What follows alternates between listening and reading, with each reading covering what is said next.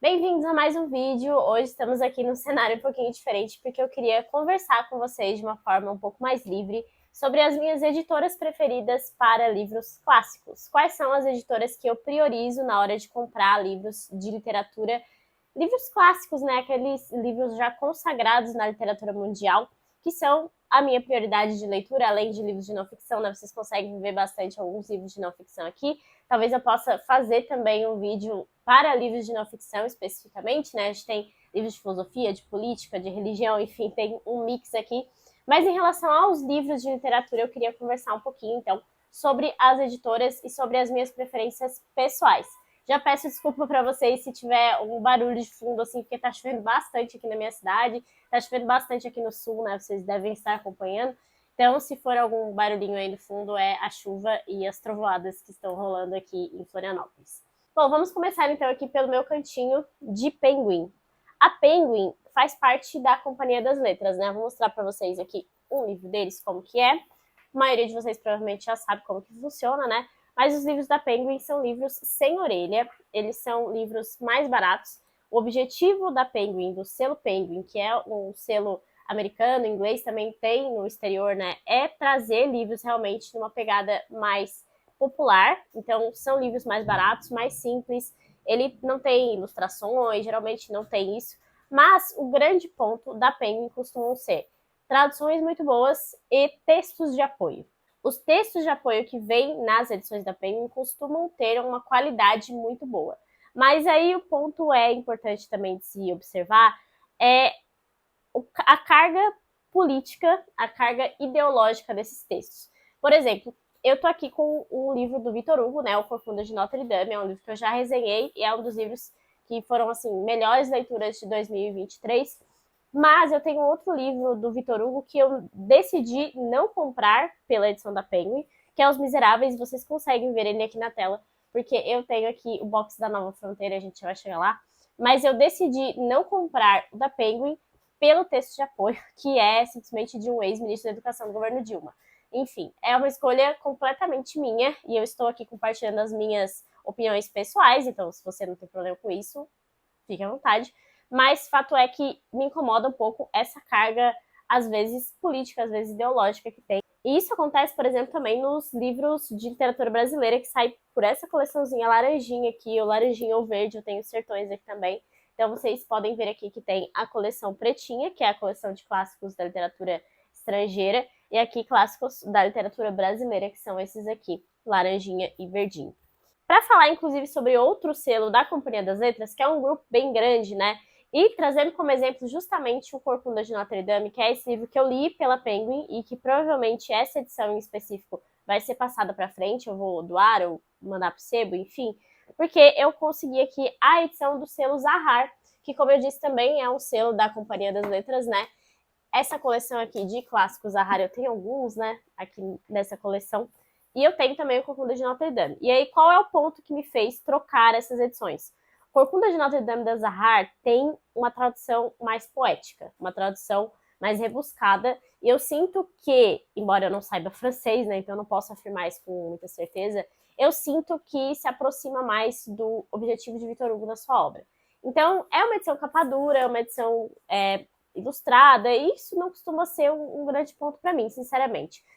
Quando eu realmente vou prestar atenção em livros ilustrados e buscar livros ilustrados, vai ser porque a ilustração também é importante para a obra. Por exemplo, existem algumas obras que têm as ilustrações do Gustave Doré, que é um ilustrador muito famoso, e aí pode ajudar na compreensão, né? Por exemplo, eu tenho aqui o Paraíso Perdido do John Milton, que aí tem essas ilustrações.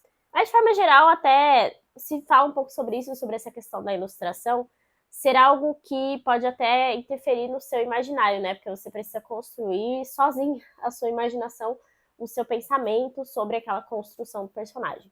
Mas enfim, o que me fez optar por essa edição aqui foi a tradução. Mas a tradução é uma coisa que eu acho muito pessoal, é muito uma questão de preferência, uma questão de entendimento também. Por exemplo, quando tem livros em língua inglesa, eu costumo conseguir dar uma olhada melhor na tradução, porque eu entendo um pouco de inglês, eu tenho inglês intermediário. Mas em relação ao francês, por exemplo, eu não tenho a mínima noção. A minha noção é unicamente em relação ao texto em português, se ele me agrada mais ou me agrada menos, e foi esse o critério que eu utilizei aqui para trocar a edição de Corcunda de Notre Dame. Em relação também a Zahara, eu posso usar como exemplo um livro que já apareceu comparativo 1 milhão de vezes aqui, né? Vocês já sabem tudo sobre Moby Dick nesse canal, mas eu tenho aqui a edição da Zahara, tem mais de 600 notas de rodapé nessa edição aqui. Foi uma edição organizada pelo Bruno Gambaroto, que é um estudioso em Moby Dick, então isso também faz bastante diferença, né? Essa aqui não é uma edição ilustrada, não tem ilustração, além da folha de guarda aqui, que tem essa ilustração bem modernosa, que nem faz muito sentido, né? A capa da editora 34 é muito mais bonita, na minha opinião, mas essa edição aqui não tem nota de rodapé nenhuma, então você perde muitas referências, apesar da tradução ser um pouco mais poética, como eu já falei lá no meu vídeo sobre todas as edições possíveis de Moby Dick. E aproveitando que eu tô com essa edição da 34 na mão, que não é nem minha, é da Lari Virtuoso, que eu preciso devolver para ela, inclusive, falar um pouquinho sobre a editora 34. Não é a editora que eu mais gosto de ler em questão de diagramação, em questão de facilidade, porque eles não costumam ter e-books, e isso é algo que me incomoda um pouco assim, porque ainda que eu não vá ler em e-book, eu acho interessante que você tenha essa opção até para consultar. Então é muito mais fácil você fazer uma pesquisa no Kindle, por exemplo, no e-book, ou mesmo no aplicativo, no computador, enfim, do que fazer uma pesquisa no livro ali na mão, né? Então, às vezes, tem alguns livros que você não quer fazer uma leitura dele na íntegra. Por exemplo, um livro que expressa isso perfeitamente é esse aqui, Antologia do Pensamento Crítico Russo. Esse livro aqui é um livro de apoio. Então, todos os textos que tem aqui são textos sobre literatura, sobre autores da literatura russa. Não é um livro de texto corrido, né? Claro, você pode fazer essa leitura dessa forma, mas o meu intuito com essa obra aqui é consultar e trazer textos de apoio para as minhas outras leituras. E aí, o fato de não ter índice remissivo, o fato de não ter um e-book, me dificulta muito na hora de fazer essa pesquisa. Eu tenho que fazer a pesquisa tal qual os incas faziam, né? Enfim, mas nem o índice, o fato de nem ter índice me incomoda bastante nesse aspecto. E eu acho, minha opinião pessoal, tá? Que a diagramação do 34 é um pouco cansativa. Vou mostrar aqui pra vocês que tem muito texto corrido na folha. Ainda que a página seja super confortável, enfim, eu nem me incomodo muito com isso, sinceramente, mas eu acho que tem muito texto. Então isso dificulta um pouco você ter esse ritmo de leitura. Especialmente em livros, por exemplo, como Moby Dick, que tem um ritmo de leitura diferente. É uma leitura completamente diferente. Então aqui, da 34, eu tenho, especialmente, livros de literatura russa, que é meio inevitável, né? Porque eles são uma das editoras que mais lançam literatura russa, então tem autores que só saem por eles. Eu tenho bastante coisa deles aqui também. Eu tenho o Fausto, do Goethe, também nessa edição do 34, que tá aqui embaixo. E eu tenho alguns épicos que também as melhores edições costumam sair pela 34, que é a Eneida, Paraíso Perdido e Metamorfoses. Mas a Eneida eu não tenho só essa edição aqui, já aproveitando então para panfletar a editora Sétimo Selo, né, que é uma editora parceira aqui do canal, inclusive, então eu não posso deixar de panfletar aqui, porque eles realmente capricham e eu tô gostando muito, assim, do trabalho deles. Eles são uma editora relativamente nova do selo Sedete, né, um selo com várias editoras, e eu acredito que o principal seja a Vide Editorial. Vocês estão vendo aqui que tem um nicho só de vídeo editorial aqui e tem mais vídeo editorial aqui. Então, assim, tem muita coisa deles, eu sempre tive e sempre gostei muito. E aí a Sétimo Selo vem com um selo específico para literatura. E eles estão trazendo livros diferentes. E eu acho que isso é incrível, assim, né? Porque além de ser bom a gente ter muitas edições de clássicos para poder escolher, né? Para poder ler pela edição que você mais gosta, a edição que você prefere, eu acho incrível quando eles trazem livros que são diferentes. E como exemplo, eu tenho aqui o último lançamento deles, praticamente, que é Uma Oportunidade, do Joseph Conrad, que era um livro que a gente não encontrava aqui no Brasil. E aí, em relação à edição da Sétimo Selo, uma crítica que eu vejo algumas pessoas trazendo é a diagramação, que acham um pouco desconfortável, especialmente para fazer anotações aqui nas bordas. Vocês estão vendo que as bordas são um pouco mais apertadas. Mas isso, a gente sabe que também barateia um pouco o livro, né? Esses livros não são tão baratos assim. Então, a gente tem que pensar no nosso custo-benefício, o que você acha melhor. Para mim, eu confesso que não me incomoda muito, não. Eu até tive alguma dificuldade com o Vermelho e o Negro, que eu li nessa edição deles aqui, que é uma edição muito bonita, por sinal, mas como foi um livro que não me pegou, parecia cansativo sim. Por outro lado, acabou de sair a resenha de Judas o Obscuro, né, que eu não tive absolutamente nenhuma dificuldade em devorar o livro. Então, eu acho que vai muito mais do ritmo de leitura do que alguma relação direta com a diagramação em si, sabe? Aproveitando esse assunto, a gente pode falar um pouquinho sobre traduções também, né? Porque pela Sétimo Selo saiu Os Demônios na tradução do Casal Guerra. E essa é uma tradução que eu estou priorizando nas minhas compras de Dostoiévski. Eu preciso falar um pouquinho sobre isso num vídeo mais específico, mas eu achei a tradução deles a mais intermediária daquelas que eu li. Eu já li na tradução do Rubens Figueiredo e eu achei muito simplificado para Dostoiévski, que eu já tinha lido nas traduções do Oleg Almeida, que são aquelas edições da Martin Claret, que eu tenho algumas aqui, e era muito mais truncado. Aí eu li a do Casal Guerra e eu me senti mais ou menos no meio termo, assim, fora que eles costumam colocar nessas edições as notas de rodapé indicando, por exemplo, expressões russas, explicando essa expressão, ao invés de simplesmente abrasileirar a expressão. Claro que eles vão abrasileirar porque eles são portugueses, né? Isso é óbvio. Mas na editora 34, especialmente nas traduções do Paulo Bezerra, isso me incomodava bastante, esse abrasileiramento o tempo inteiro. Então fica aqui essa menção honrosa em relação às traduções, que são as traduções dos Irmãos Guerra. E além de sair pela Sétimo, em algumas edições, saiu aqui Os Demônios, né? Tá saindo também pelo Clube de Literatura Clássica. E até quando eu mostrei a primeira caixinha, que foi a caixinha de Dostoiévski, eu expliquei para vocês que o motivo da minha assinatura foi justamente a tradução. E aqui vocês vão ver a capa do livro relampeando aqui, não é nem relâmpago na rua, não. Essa aqui é a capa do livro que tem esse brilho absurdo e que eu não gosto, sinceramente. Mas aqui nós temos a edição do Crime e Castigo, saindo pelo CLC, e também tem Os Irmãos Karamazov, que sai pela CLC, e ambos trazem a tradução do Casal Guerra. E esse foi o motivo da minha prioridade em relação ao clube, porque, enfim, eles fazem um trabalho, sim, muito caprichado, o trabalho gráfico é muito caprichado, né? Tem ilustrações, enfim, são livros ditos para guardar de recordação para sua família, para formar a sua biblioteca, e não costuma ser o primeiro requisito que eu vou atrás na hora de escolher um livro, não. A parte estética de criar a sua própria biblioteca, até porque eu gosto de manusear o livro quando eu leio, então eu risco, eu anoto nele, eu uso lápis, uso caneta, eu uso marca-texto, enfim, eu não tenho nenhuma restrição em relação a usar o livro. Então, para mim não faz tanto sentido assim, né, formar essa biblioteca com esses livros que são duráveis, quando o meu objetivo é realmente usar o livro em tudo o que ele está me trazendo. Mas fato é que tem algumas edições que eles capricham assim num nível, e eu acho que um dos livros mais bonitos da minha estante, se não for mais bonito, é o livro do Desassossego, do Fernando Pessoa, que sai pelo CLC. O trabalho que eles fizeram aqui realmente é primoroso, né?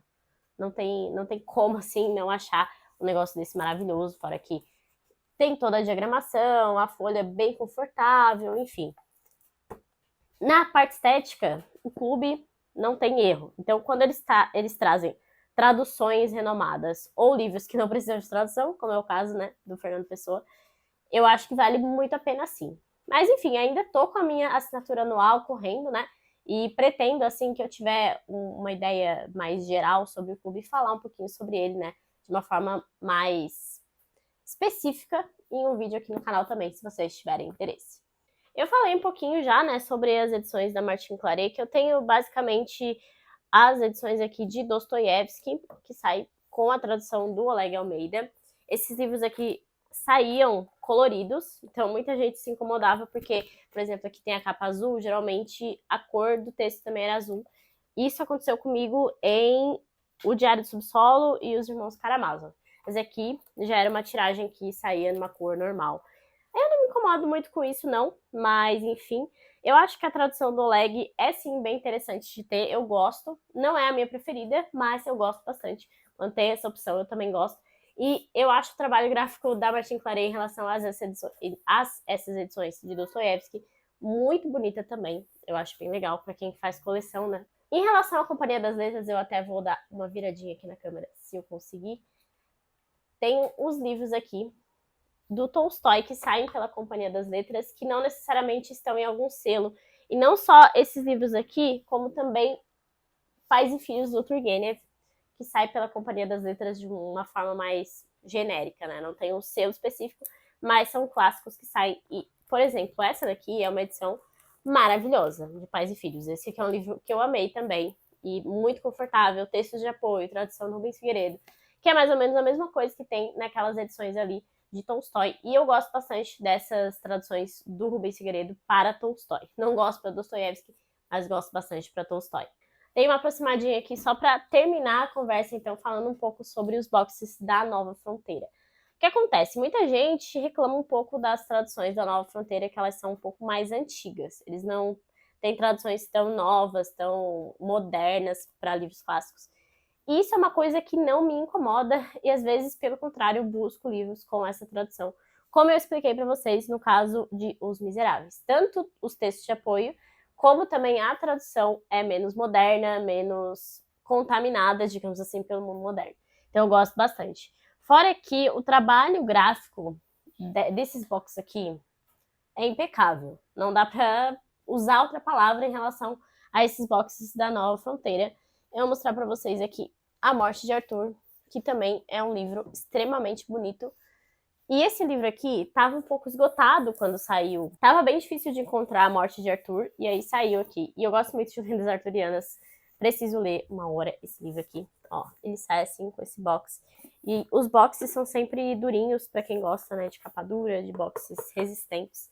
Isso nunca é um problema na Nova Fronteira. Também é todo ilustrado, também tem uma diagramação bem boa, bem confortável. Então, assim, sim, você precisa conferir, né, as traduções, porque às vezes tem algumas edições no mercado que tem a tradução mais palatável. Mas, em relação a livros mais difíceis de encontrar, como é o caso de A Morte de Arthur, não vejo nenhum problema, né? E outro livro que também sai pela Nova Fronteira, eu li pelo Kindle, e eu quero muito ter edição física, é Don Quixote. Don Quixote, que também tem uma edição da Penguin, e na edição da Nova Fronteira tem as ilustrações do Gustavo Doré, e além disso tem uma tradução mais rebuscada, mais antiga, e eu gostei muito da tradução de Don Quixote que eu li pela Nova Fronteira. E uma dica bem importante em relação a isso é você pegar amostras no Kindle, ou pegar o próprio e-book, né, que às vezes tem no Kindle Unlimited, e eu tenho Kindle Unlimited, eu uso muito, e eu fiz isso com o Don Quixote. Peguei a amostra da Penguin, né, da edição da Penguin, que é essas daqui, e peguei também no Kindle Unlimited a edição da Nova Fronteira, esses boxes da Nova Fronteira. Gostei muito da tradução da Nova Fronteira e coloquei na lista então para comprar o físico alguma hora, apesar de já ter lido tudo. Eu acho que é um clássico que merece releitura, né? E isso é um ponto bem importante, né? Você não pode ficar comprando livro só pela questão estética, só por ouvir falar. Você precisa ter contato com o livro, com a tradução, com a forma com que ele foi organizado, então você decidir qual que é a edição que você gosta mais. Eu sempre digo que é uma coisa muito pessoal, até questão de tradução. Então, assim, claro que tem pessoas que eu sei que tem um gosto parecido com o meu, e aí eu vou confiar mais na hora de pegar esse tipo de indicação. Mas é muito importante que você crie o seu próprio gosto, né? A sua própria percepção pessoal dos livros e das edições, para você então fazer as melhores escolhas. É isso, espero que vocês tenham gostado dessa conversa assim, mais diferente, nesse formato diferente também. Me digam aí o que vocês acharam. Comentem aí quais são as editoras que vocês priorizam na hora de comprar livros de literatura clássica. Se vocês gostaram desse vídeo, deixem uma curtida, deixem aí seus comentários, como eu falei. Lembre-se de se inscrever no canal, que isso me ajuda bastante. E até o próximo vídeo.